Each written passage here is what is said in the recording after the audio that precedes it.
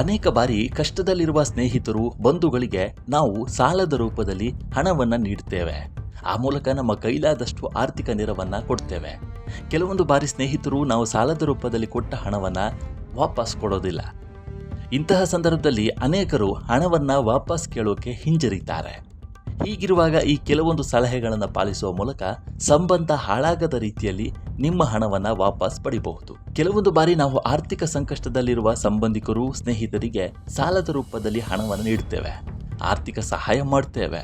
ಆದರೆ ಅನೇಕ ಬಾರಿ ಸಾಲ ತೆಗೆದುಕೊಂಡ ಸ್ನೇಹಿತರು ನಾವು ನೀಡಿದ ಹಣವನ್ನು ಮರಳಿ ಕೊಡೋಕೆ ಮರೆತೇ ಬಿಡ್ತಾರೆ. ಇಂತಹ ಸಂದರ್ಭದಲ್ಲಿ ಹಲವರು ಎಲ್ಲಿ ಸಂಬಂಧ ಹಾಳಾಗಿ ಬಿಡುತ್ತೋ ಅನ್ನೋ ಕಾರಣಕ್ಕೆ ತಮ್ಮ ಹಣವನ್ನು ವಾಪಸ್ ಕೊಡಿ ಅಂತ ಕೇಳೋಕೆ ಹಿಂಜರಿತಾರೆ. ನೀವು ಕೂಡ ಇದೇ ರೀತಿ ಸಾಲ ಕೊಟ್ಟ ಹಣವನ್ನು ವಾಪಸ್ ಕೇಳೋಕೆ ಹಿಂಜರಿತಿದ್ದೀರಾ? ಅಥವಾ ಸಾಲ ಕೊಟ್ಟ ಹಣವನ್ನು ಮರಳಿ ಕೇಳೋದು ಹೇಗೆ ಅನ್ನೋದು ತಿಳಿದಿಲ್ವಾ? ಆ ಗೊಂದಲದಲ್ಲಿ ಇದ್ದರೆ ಈ ಸಿಂಪಲ್ ಟ್ರಿಕ್ಸ್ ಫಾಲೋ ಮಾಡುವ ಮೂಲಕ ಸುಲಭವಾಗಿ ನಿಮ್ಮ ಹಣವನ್ನು ನಿಮ್ಮ ಸ್ನೇಹಿತರಿಂದ ವಾಪಸ್ ಪಡಿಬಹುದು.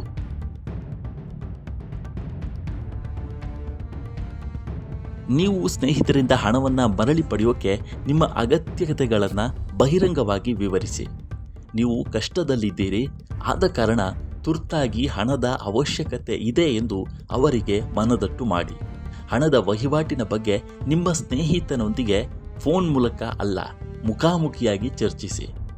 ಈ ಟ್ರಿಕ್ಸ್ ನಿಮ್ಮ ಸ್ನೇಹಿತ ನಿಮ್ಮ ಹಣವನ್ನು ವಾಪಸ್ ನೀಡುವಂತೆ ಮಾಡುತ್ತೆ. ಯಾವುದೇ ಕಾರಣಕ್ಕೂ ಕೊಟ್ಟ ಹಣವನ್ನು ವಾಪಸ್ ಕೇಳೋಕ್ಕೆ ಹಿಂಜರಿಬೇಡಿ. ಪ್ರಾಮಾಣಿಕವಾಗಿ ನನಗೆ ಹಣದ ಅವಶ್ಯಕತೆ ಇದೆ, ದಯವಿಟ್ಟು ಹಣವನ್ನು ಮರಳಿ ಕೊಡಿ ಅಂತ ಕೇಳಿ. ನಿಮ್ಮ ಆರ್ಥಿಕ ಪರಿಸ್ಥಿತಿಯ ಬಗ್ಗೆ ಅವರಿಗೆ ವಿವರಿಸಿ. ಈ ಮೂಲಕ ಸಂಬಂಧ ಹಾಳಾಗದ ರೀತಿಯಲ್ಲಿ ನಿಮ್ಮ ಹಣವನ್ನು ನೀವು ವಾಪಸ್ ಪಡಿಬಹುದು. ನೀವು ಸ್ನೇಹಿತರಿಗೆ ದೊಡ್ಡ ಮೊತ್ತದ ಹಣವನ್ನು ಸಾಲವಾಗಿ ನೀಡಿದರೆ ಮತ್ತು ನಿಮ್ಮ ಸ್ನೇಹಿತರಿಗೆ ಪೂರ್ಣ ಮೊತ್ತವನ್ನು ಒಂದೇ ಬಾರಿಗೆ ಪಾವತಿ ಮಾಡೋಕ್ಕೆ ಸಾಧ್ಯ ಆಗದೇ ಇದ್ದರೆ ನೀವು ಸಾಲವನ್ನು ಮರುಪಾವತಿಸಲು ಕಂತುಗಳನ್ನು ಹೊಂದಿಸಬಹುದು.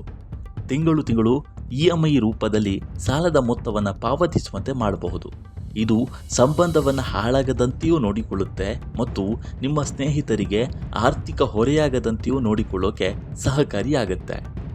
ನಿಮ್ಮ ಸ್ನೇಹಿತ ನಿಮ್ಮ ಹಣವನ್ನು ವಾಪಸ್ ನೀಡಲು ಆಗೋದಿಲ್ಲ ಅಂತ ಹೇಳ್ತಿದ್ರೆ ಹಣವನ್ನು ಎರವಲು ಪಡೆದ ಸ್ನೇಹಿತನ ಕುಟುಂಬದೊಂದಿಗೆ ಮಾತನಾಡಿ, ಅಥವಾ ನಿಮ್ಮ ಫ್ರೆಂಡ್ಸ್ ಕುಟುಂಬದ ಮೂಲಕ ನಿಮ್ಮ ಸ್ನೇಹಿತನ ಮನವೊಲಿಸಲು ಪ್ರಯತ್ನ ಮಾಡಿ. ಈ ಮೂಲಕವೂ ಕೂಡ ನೀವು ಕೊಟ್ಟ ಸಾಲವನ್ನು ವಾಪಸ್ ಕೇಳಬಹುದಾಗಿದೆ. ಈ ಸಿಂಪಲ್ ಟ್ರಿಕ್ಸ್ಗಳು ನಿಮಗೆ ಇಷ್ಟವಾಗಿದ್ದರೆ ನಮ್ಮ ಚಾನಲನ್ನು ಸಬ್ಸ್ಕ್ರೈಬ್ ಮಾಡಿ, ಈ ವಿಡಿಯೋವನ್ನು ಲೈಕ್ ಮಾಡಿ ಮತ್ತು ಶೇರ್ ಮಾಡಿ. ಮುಂದಿನ ವಿಡಿಯೋದಲ್ಲಿ ಸಿಗೋಣ. ನಮಸ್ಕಾರ.